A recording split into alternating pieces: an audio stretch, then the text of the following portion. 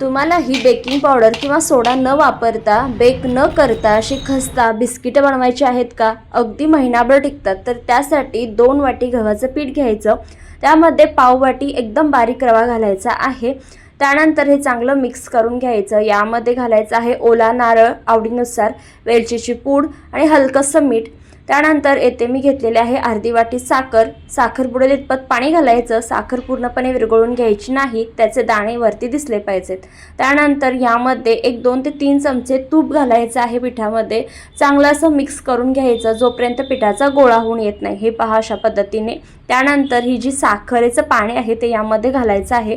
तुम्ही पाहू शकता साखर पूर्णपणे विरघळलेली नाही आहे. चांगलं असं मळून घ्यायचं आहे घट्टसर असं.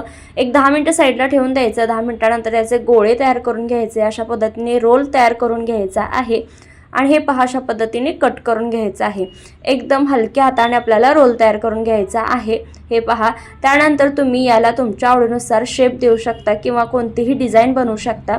इथे चमच्याच्या साहाय्याने मी डिझाईन केलेली आहे, तुम्ही पाहू शकता. त्यानंतर तेलामध्ये एकदम लो गॅसवर आपल्याला ही बिस्किटं तळून घ्यायची आहेत, म्हणजे एकदम खस्ता बिस्किटं तयार होतात. तर इथे आपली मस्त महिनाभर टिकणारी एकदम खस्ता गव्हाच्या पिठाची बिस्किटं तयार झालेली आहेत. वाट कसली पाहताय? पटकन फॉलो करा आणि लाईक करायला